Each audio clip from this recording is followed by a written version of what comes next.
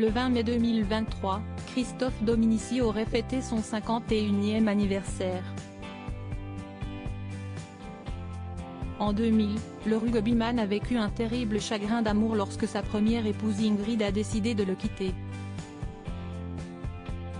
Une rupture qui a sonné comme un véritable deuil pour le sportif. Sortie en 2007, l'autobiographie Bleu à l'âme de Christophe Dominici, réalisée avec Dominique Bonneau, journaliste à l'Équipe, évoque de nombreuses épreuves vécues par le sportif, notamment la mort de sa sœur Pascale en 1986, dans un accident de voiture, alors qu'il n'avait que 14 ans, mais aussi son divorce avec sa première femme Ingrid.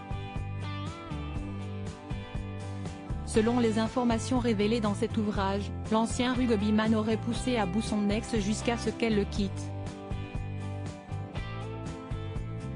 Lors de leur rencontre, elle avait 14 ans.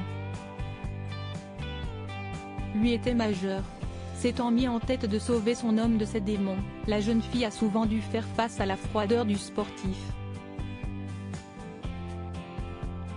Il se comportait avec elle comme un macho, un mec lourdeau qui refuse qu'elle devienne avocate. Quand ils sont arrivés au Stade Français, il ne supportait pas qu'elle soit copine avec les autres femmes de joueurs, il voulait sortir seul. Il refusait de lui parler de sa sœur. Elle lui disait, « Si tu restes bloqué sur la minute où elle est morte, tu ne pourras jamais vivre. » Il l'avait envoyée balader. Il s'est fermé à elle comme à sa sœur, explique Dominique Bonneau. En 2000, elle décide de le quitter. Une séparation que Christophe Dominici vit comme un second deuil, d'autant qu'il perd également un ami à la même période. Bouleversé par le chagrin, il passe ainsi 24 jours sans dormir. Invité sur le plateau dont est pas couché, il expliquait, pour rappeler tout à l'heure le parallèle entre le décès de ma sœur et la séparation avec mon ex-femme, j'ai très mal vécu. Je ne dormais plus et j'ai passé 24 jours sans dormir.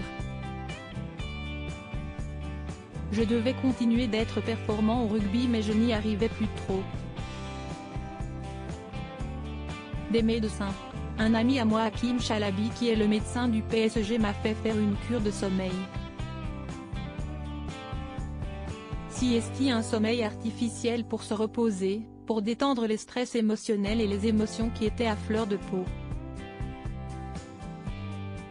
Il a par la suite retrouvé l'amour avec son épouse Loretta Denaro, avec qui il a eu 2 petites filles prénommées Chiara et Maya. Pour rappel, Christophe Dominici est mort brutalement au parc de Saint-Cloud, Hauts-de-Seine, en tombant du toit d'un bâtiment de la caserne Sully. La thèse du suicide a été largement privilégiée.